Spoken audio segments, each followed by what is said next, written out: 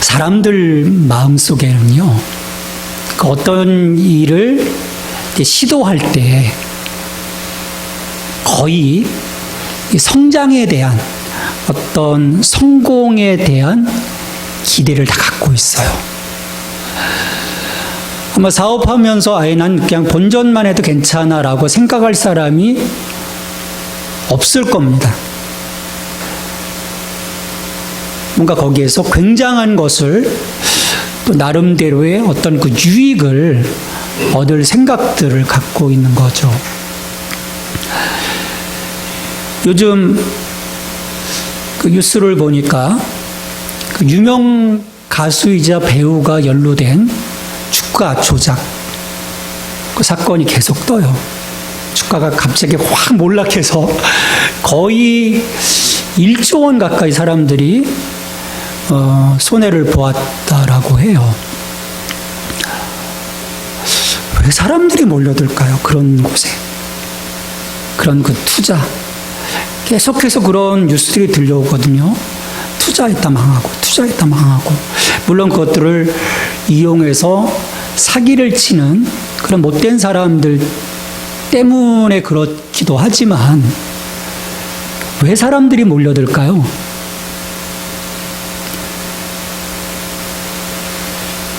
마음속에는 그런 것들이 있는 거죠. 내가 이 정도 투자해서 좀 뭔가 대박을 보겠다라고 하는 그런 어떤 일확천금을 노리는 그런 그 심리들, 사람들 속에 있는 거죠. 막 불을 지피면, 그 가수가 막 불을 지피잖아요. 이거 막 종교야 막 그래가면서 이거 해야 돼 막 그런 식으로 사람들 막 불을 지피니까 야 이건 뭔가 대박이 터질 것 같아라고 해서 사람들이 몰려드는 거예요.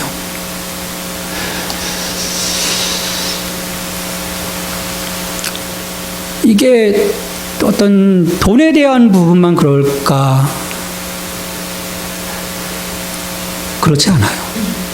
우리 신앙에 대한 접근도 이런 심리가 작용할 수 있다라고 저는 생각을 합니다. 그래서 사람들의 이런 심리를 이용해서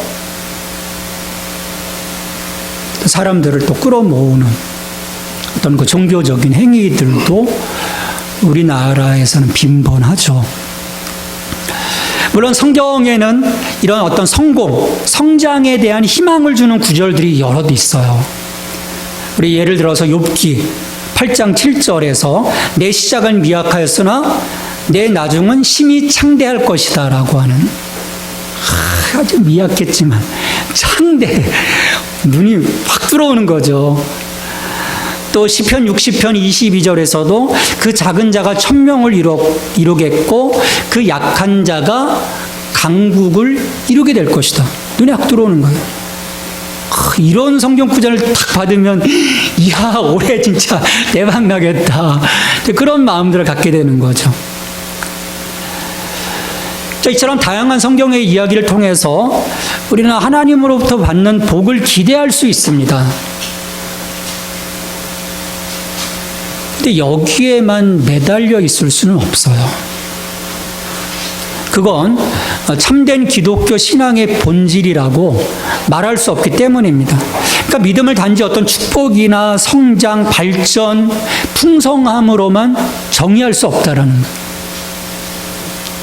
그것을 어떻게 우리가 믿음이라고 말할 수 있겠어요?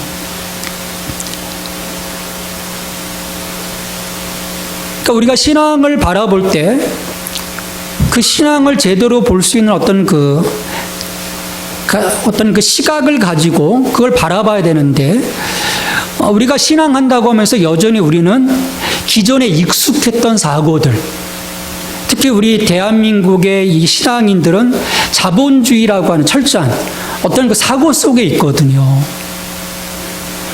근데 그러한 사고를 가지고서는 하나님 나라를 성장으로 이해하고자 하는 욕망을 버리지 못하는 거예요. 그러니까 내가 하나님을 믿고 잘 믿었으면 나는 반드시 복 받을 거라고 하는 그런 기대를 갖는다라는 거예요. 왜 나는 인풋을 했으니까 아웃풋에 대한 기대를 갖는 거죠. 그래서 하나님의 복은 어떤 성장, 성공으로 이해되는 거예요. 하지만 우리가 예수님을 믿기 시작하면서 이런 성장에 대한 잘못된 이해를 온전한 그 하나님 나라의 어떤 그 가치로 전환하지 못하면 우리는 끝내 왜곡된 신앙의 길을 걸어갈 수밖에 없어요. 나만의 길인 거예요. 하나님이 정말 원하시는 그 신앙의 길이 아닌 거예요. 나를 위한 길이지 주님을 위한 길이 아닌 거예요. 점점 본질과 멀어지는 거죠. 저는 그런 점에서 예수님의 이 겨자씨와 누룩 비유는 이 사람들이 열망하는 성장에 대한 이 기대를 내려놓고 참된 하나님 나라를 바라보는 가치가 무엇인지 새로운 시각으로 우리를 이끌어 갑니다. 그러니까 그 당시 사람들에게는 어떻게 보면 충격인 거예요. 하나님 나라를 어떻게 이렇게 설명하지?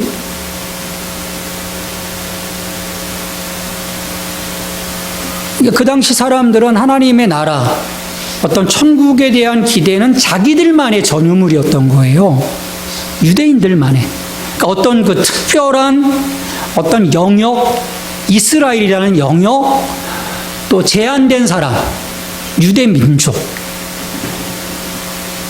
그런 제한된 사람이 아니라 일상 속으로 스며들어 모든 이들에게 열려있는 하나님 나라의 충만함. 그것으로 예수님은 확 방향을 트시는 거예요. 이스라엘 사람들이 바라볼 때, 특별히 그 지도자들이 바라볼 때, 이건 혁명인 거예요. 혁명. 그런 죽이려고 한 거죠. 왜? 자기들 뒤흔드는 거잖아요. 자, 예수님께서 비유를 들어 이제 말씀을 하십니다. 천국은 마치 사람이 자기 밭에 갖다 심은 겨자씨 한 알 같으니 이는 모든 씨보다 작은 것이로되 자란 후에는 풀보다 커서 나무가 되매 공중의 새들이 와서 그 가지에 깃들이느니라. 겨자씨는 당시에 팔레스타인에서 잘 알려진 작은 씨예요. 근데 한국 교회가 이 겨자씨를 잘못 이해한 경우들이 많아요. 담배씨를 가지고 아주 그 담배씨가 작거든요. 겨자씨는 담배씨보다 큰데 요만한 조그만 데다 그 담배씨를 집어넣고 이게 겨자씨라고 농락당한 우리 한국교회 모습이 있는데 좀 어쨌든 작은 씨예요. 근데 이 작은 씨를 하나님 나라와 같다라고 말씀을 하신 거예요. 그리고 예수님은 이 씨가 자라 나무가 된다고 하셨어요. 나무. 근데 실은 나무라기보다는 1년짜리 야생식물입니다. 그냥 관목 정도? 좀 이렇게 어떤 뭐 한 3m 정도까지 풍성하게 좀 클 수 있는 나무는 아닌 거예요. 이 풀과 나무는 엄연히 다릅니다. 그래서 이 겨자풀이 아니라 겨자나무라고 하는 이 예수님의 과장은 실은 당혹스러운 거죠. 우리도 그렇잖아요. 풀을 보고 이거 나무야 그러면 야 웃기지 마. 이건 풀이야. 그러니까 완전히 자란 겨자씨. 물론 풍성하기는 하지만 훌륭한 나무는 아닌 거예요. 그런 점에서 이 비유는 사람들이 갖고 있는 상식을 뒤엎는 겁니다. 그냥 겨자풀이라고 말하면 족할 것을 공중에 나는 새들이 깃들 어떤 엄청난 나무처럼 지금 예수님은 말씀하고 계시기 때문인 거예요. 그러니까 그들이 갖고 있는 상식과 다른 거를 지금 얘기하시는 거죠. 이거는 어떤 나무라고 하는 그 부분을 보여주시기보다는 하나님 나라가 갖고 있는 어떤 그 의미들을 우리에게 보여주시는 거예요. 게다가 하나님 나라를 묘사하는 은유로서 이 겨자씨의 이 미미함이라는 이 표현, 아니, 사람들은 그렇게 생각하는 거죠. 아니, 어떻게 하나님 나라가 겨자씨 같아? 왜 그들은 어떤 기대를 갖고 있었습니까? 메시아 왕국에 대한 기대를 갖고 있었거든요. 어떤 그 위대한 왕국. 세상 왕국과는 결이 다른 왕국. 엄청날 것이라고 믿었는데, 겨자씨? 근데 또 거기다 겨자풀? 이스라엘 백성들은요, 이 나무에 대한 기대를 갖고 있었어요. 그 백향목 나무, 성전에 들어가는 그 백향나무. 그러니까 하나님이 에스겔 17장 22절, 23절에 보면 이스라엘 백성들의 어떤 회복해 하시는 그 나라에 대한 부분을 이 백향목 나무라고 하는 비유를 통해서 말씀해 주시거든요. 우리 에스겔서 17장 22절 23절입니다. 주 여호와께서 이같이 말씀하시되 내가 백향목 꼭대기에서 높은 가지를 꺾어다가 심으리라. 내가 그 높은 세 가지 끝에서 연한 가지를 꺾어 높고 우뚝한 솟은 산에 심되 이스라엘 높은 산에 심으리니 그 가지가 무성하고 열매를 맺어서 아름다운 백향목이 될 것이며 각종 새가 그 아래 깃들이며 그 가지 그늘에 살리라. 이 매치가 되지 않습니까? 겨자나무, 겨자풀에서 이루어지는 어떤 새들의 모습과 에스겔서의 모습이 같은 거예요. 이스라엘 백성들의 상식은 이건 거예요. 그런데 예수님이 이걸 다 허물어버리고 겨자씨에서 자란 겨자풀에서 깃들어 있는 나무들에 대한 모습을 보여주는 거죠. 그들의 기대를 깨뜨리시는 거예요.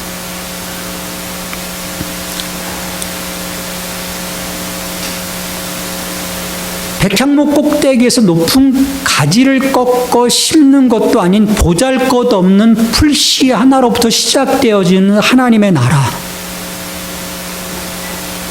그러니까 이 이야기를 듣는 바리새인들과 종교 지도자들 또 무리들에게는 어떤 생각이 들까요?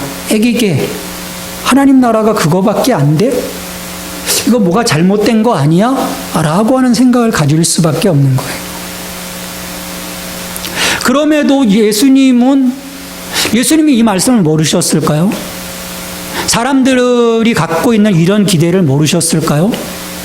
근데 그런 기대를 알고 계셨으면서도 예수님은 왜 이런 이야기를 하셨을까? 갈아엎고자 하시는 거예요. 너희들의 그 잘못된 기대, 하나님 나라는 그런 것이 아니야. 그 허황된 것이 아니야. 내가 시작되는 일은 이런 거야. 나의 가치는 이런 거야. 하나님 나라가 보여주고자 하는 것들은 바로 이런 거야. 라고 말씀하고 있는 거죠. 사람들은 어떤 위대함 속에 깃들기를 원하는 거예요. 어떤 성공적인 삶 속에 깃들기를 원하는 거예요. 겨자풀 성공이라고 할 수 있을까요? 1년 뒤면 죽어버릴 건데, 말라 비틀어 없어질 건데.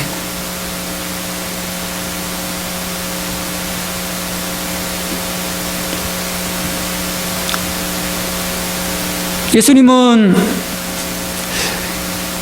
이 겨자씨 비유를 통해서 그들이 갖고 있었던 어떤 익숙한 질서, 관습, 편안한 삶, 우리가 예수님 믿으면서도 여전히 그 삶이 가져가기를 원하는 거예요. 근데 예수님은 우리에게 뭐라고 하셨나요? 너희가 나를 따르려면 너를 부인하고 너의 십자가를 지고 나를 쫓으라. 기존에 네가 살아왔던 그 삶의 그 패러다임을 다 깨뜨려 버리고 새로운 삶으로의 전환 속에서 나를 쫓으라고 말씀하시는 건데, 우리는 여전히 자기가 지금까지 누려왔던 그 삶에서 더 좋은 어떤 삶에 대한 기대를 가지고 이 길에서 들어서는 거죠. 예수님은 그걸 깨뜨려 버리시는 거예요.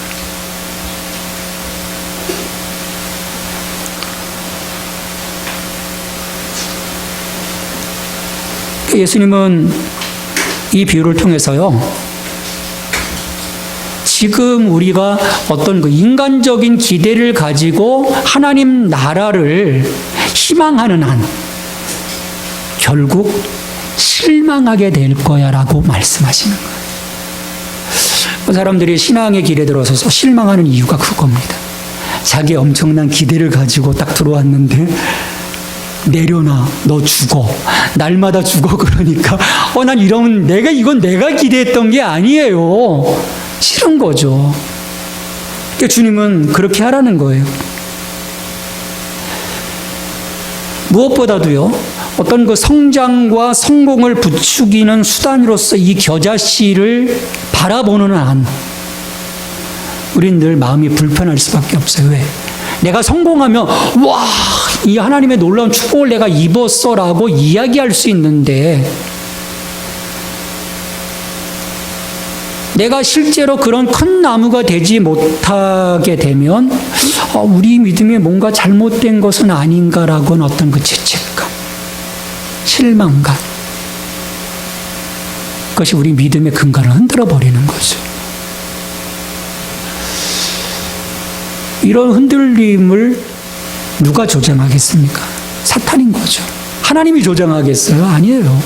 그런 잘못된 허황된 기대들을 갖게 하고 이거 백향목이 아니네, 겨자풀이네.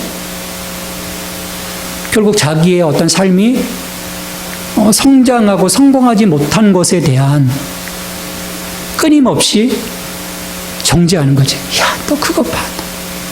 네 믿음이 잘못됐어. 왜 너는 백향목이 되지 못하니? 쟤는 백향목이 됐는데. 여러분, 이런 대조가요, 교회 안에 수없이 있어요. 그것 때문에 상처받고 시험에 드는 거죠, 사람들이.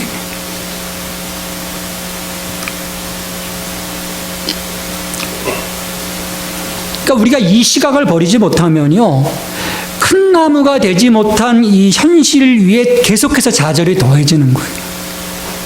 그리고 진정 우리가 가야 될 하나님 나라의 길이 보이지 않게 되는 거죠. 방황하는 거예요.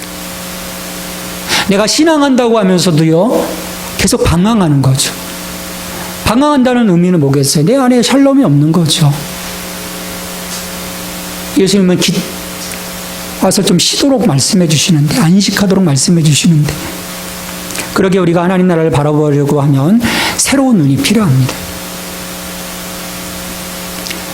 지금까지 바라보았던 이 세상의 어떤 그 가치로서의 시각, 그걸 우리가 버려야 되는 거죠. 이걸 버리지 못하면요, 계속해서 겨자풀인 거예요. 나무로 바라보지 못하는 거죠. 사람들이 예수님을 보지 못한 이유도 거기에 있는 거예요. 레바논의 백향목으로 예수님이 오셨다면 우와, 봤겠죠. 근데 겨자씨에서 자란 겨자풀, 어떻게 예수님의 모습을 볼 수 있겠어요? 바리새인들이 볼 수 없는 거예요. 왜? 그들이 갖고 있는 완고한 어떤 패러다임이 있는데 어떻게 볼 수 있겠어요?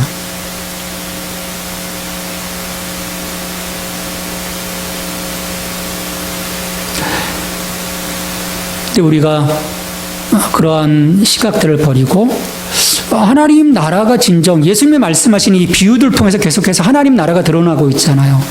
이것을 우리가 보기 시작한다면 이 겨자풀과 같은 일상, 그래서 다른 사람들에게 손가락질 당하기도 하고 어쩌면 아무런 희망도 없는 어떤 딱 그 시간이 정해져 있는 시한부 인생과 같은 그러한 처지라고 할지라도 이 허무해 보이는 이 시간들 그 속에서조차도 우리는 예수님의 함께 하심을 통해서 그분의 생명을 경험하게 되고 안식을 누릴 수 있는, 그 겨자풀 속에서 안식을 누리는 그 자그마한 새들처럼 주님은 그 안식으로 우리를 지금 초청하시는 거예요. 너희가 하나님 나라를 제대로 보면 그 어떤 상황 속에서도, 백향목이 아니야, 겨자풀과 같은 이런 상황 속에서도 너희는 안식할 수 있어. 왜? 주님의 그 부르심의 그 목적이 무엇인지, 그리고 그 속에서 함께, 그 고통 속에서 우리의 고통을 함께 하시는 주님에 대한 사랑을 우리가 느낄 수 있으니까. 느끼면 힘이 나는 거죠. 내가 버려진 자가 아니라 그 속에서 주님이 함께 하신다라고 하는 임마누엘에 대한 그 느낌 속에서 우리는 행복해질 수 있는 거죠. 근데 그 시각으로 바라보지 않는다면 내 인생은 불쌍해지는 거예요. 비참한 거죠. 웃을 수가 없는 거예요.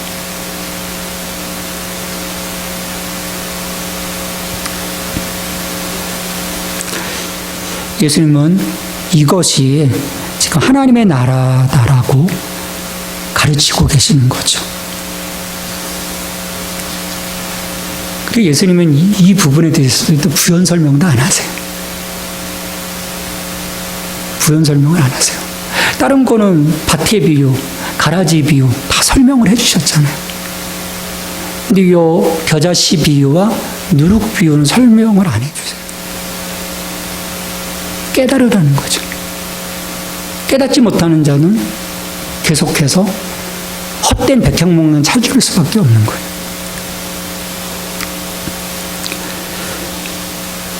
겨자씨 비유에 의해서 네 번째 누룩 비유에서 예수님은 이 겨자씨 비유의 이 사상을 계속 이어갑니다.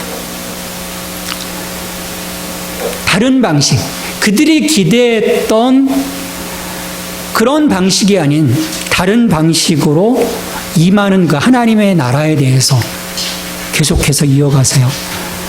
우리 33절 같이 읽습니다. 천국은 마치 여자가 가루 서말 속에 갖다 넣어 전부 부풀게 한 누룩과 같으니라. 빵을 만들기 위해서 누룩을 넣고 밀가루를 반죽하는 이 평범한 일상 속 여인의 모습을 하나님 나라로 지금 비유하고 계세요.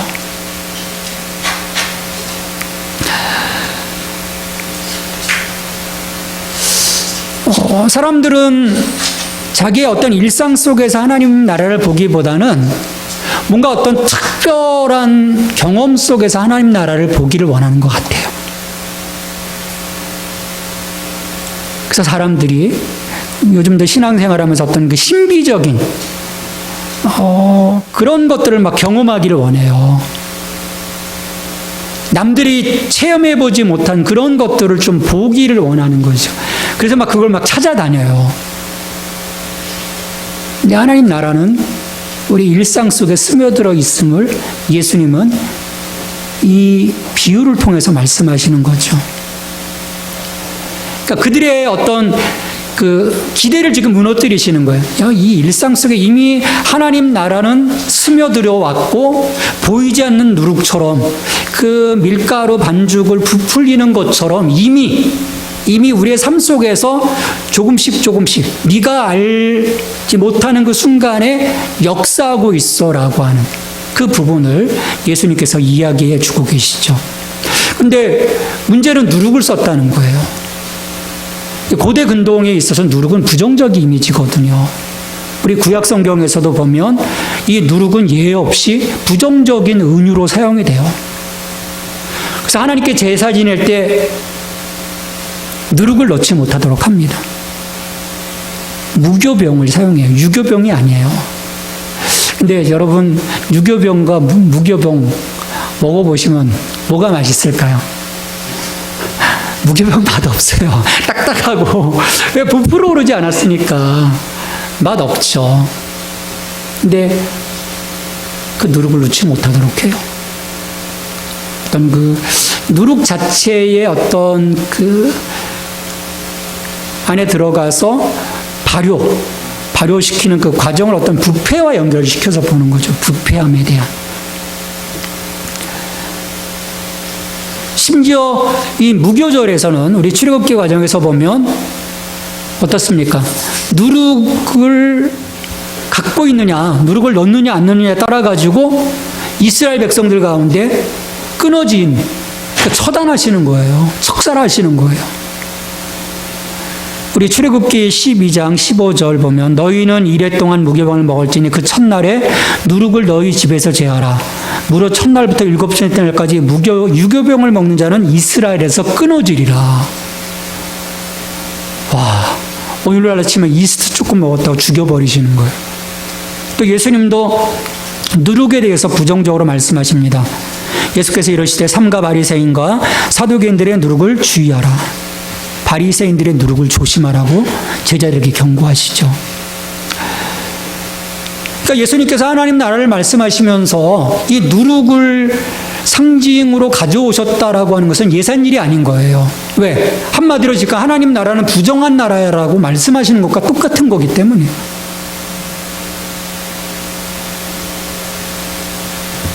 일종의 도발이죠. 이걸 들은 바리새인들과 경건한 유대인들은 아멘 했겠습니까? 화들짝 놀랐죠. 뭐야? 아니 어떻게 누룩이 하나님 나라와 같아? 거룩한 하나님의 나라가 어떻게 같아? 아니 예수님이 도발하시는 도발.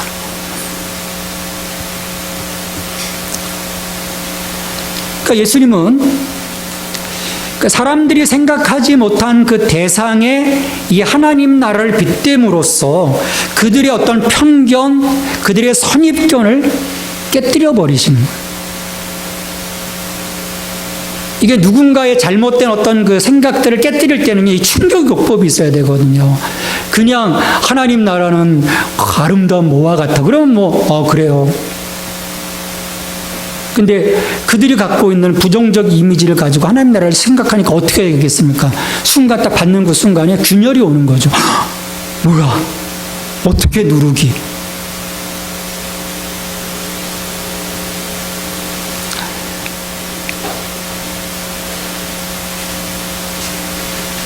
자, 우리 말씀을 보면요. 어떤 그 특별함이 아닌 일상의 모습이라고 아까 얘기를 했어요. 자, 여인이 가로 서말에 해당하는 이제 반죽을 합니다. 예수님이 얘기하는 거죠. 그 그림이 그려지는 거예요. 대략 100여 명이 먹을 수 있는 밀가루의 양이에요. 근데 이 많은 양의 가루에 누룩을 넣는 거죠. 시간이 지나면서 어떻게 되겠습니까? 엄청나게 부풀어 오를 거고요. 더 많은 사람이 먹을 수 있게 될 거예요. 보통 가정에서 밀가루를 반죽하면 100여 명 먹을 밀가루를 반죽하나요? 4, 5명. 많아야 우리 앞들 가정 같은 경우는 8명 먹을 수 있는 걸 하는 거예요. 10명, 8명. 지금 이 여인이 뭘 준비하고 있을 건가요? 예수님이 얘기하신 거 그냥 얘기하신 게 아니에요. 지금 뭘 준비하는 거죠? 100명의 양을 지금 준비하고 있어요. 뭘 준비하는 걸까요? 잔치를 준비하는 거예요. 이스라엘에서는 계속해서 결혼식이다 무슨 동네 잔치거든요. 지금 잔치를 준비하는 거예요. 지금 누룩을 넣었으니까 제사에 쓸 건 아니에요. 사람이 먹을 거예요.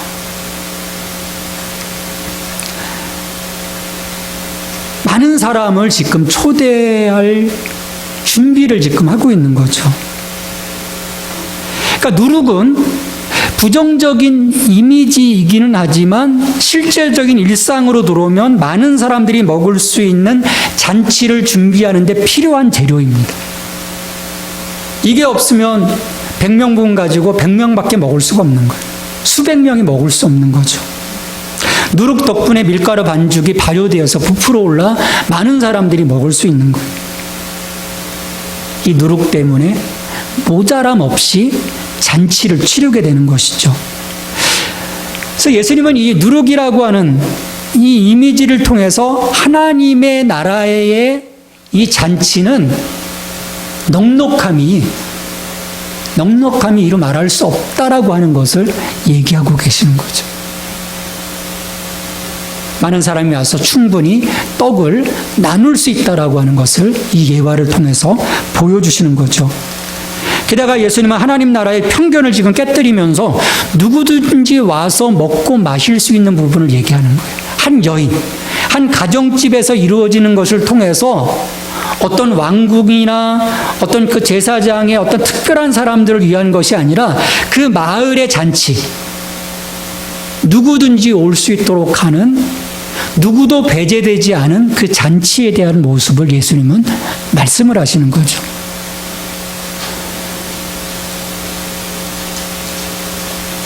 그래서 예수님은 이 누룩의 비유를 통해서 지금 이스라엘이 갖고 있었던 그들의 어떤 그 선민, 그리고 자기들만을 위한 그 하나님의 나라, 그것들을 깨뜨리시고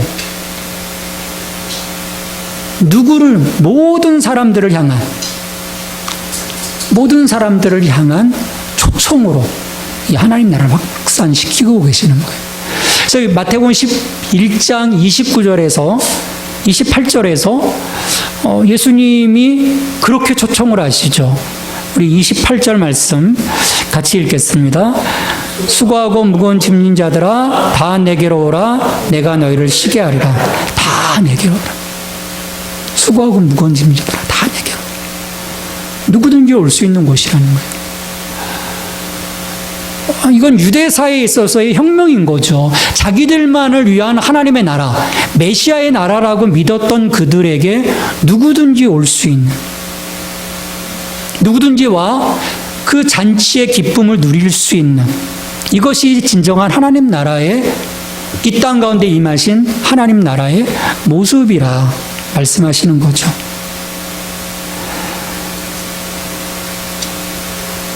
근데 안타깝게도 바리새인들을 비롯한 유대의 종교 지도자들은 예수님의 비유에 귀를 기울이지 않습니다. 그들의 편견, 그들의 선입견 깨뜨리지 않아요. 왜냐하면 그들이 상상했던 하나님의 나라, 그 나라와 예수님이 말씀하신 이 나라가 같지 않았기 때문에 그걸 깨뜨리지 못하는 거죠.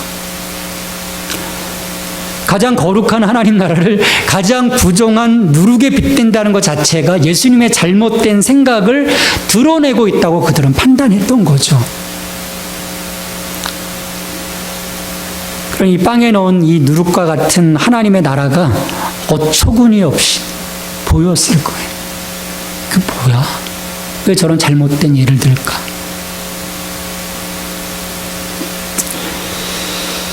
우리가 이 하나님 나라 잔치에 이 기쁨이 회복되고 그곳에 우리가 가려고 하면요,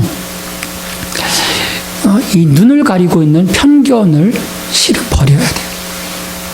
우리가 신앙하면서 갖고 있는 수많은 편견들, 근데 편견은 나가면 어떻게 보면 우상인 거예요. 내가 바라봤던 그 우상들을 내가 버려내지 않으면 우리는 이 길에서 하나님 나라를 볼 수 없는 거죠. 그 겨자 풀과 같은 그곳에서 누룩을 통해서 풍성해진 그 하나님의 나라의 그 잔치와 같은 그 자리에 우리가 설 수 없는 거예요. 그럼 우리가 여기서 누릴 수 있는 게 뭐겠어요? 아무것도 없는 거죠. 아무것도 없는 거예요.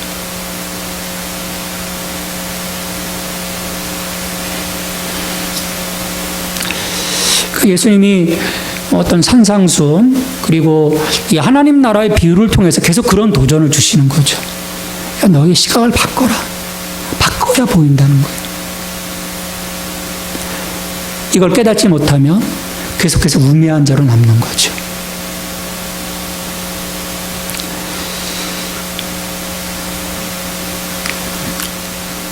오늘도 하나님의 나라의 역사는 우리 가운데 이루어져 가고 있습니다. 우리가 우리의 삶 속에 침투하셔서 누룩처럼 우리의 삶을 변화시켜 가실 것이고, 거기에 내가 함께 하려고 하면 내가 갖고 있었던 것들을 버려야 되는 거죠. 그리고 예수님의 것을, 그 말씀하심에 대한 것들을 우리가 바로 바라볼 때 진정한 하나님 나라를 바라볼 수 있는 거죠. 그래서 오늘 우리가 버려야 합니다. 나의 어떤 그 편견, 맹신에서 야기된 이 우상들, 수많은 우상들. 이 우상을 버리지 못하는 한 우리는 베델로 올라갈 수가 없거든요. 야곱이 베델로 올라갈 때 그 모든 우상들을 다 버리고 가거든요.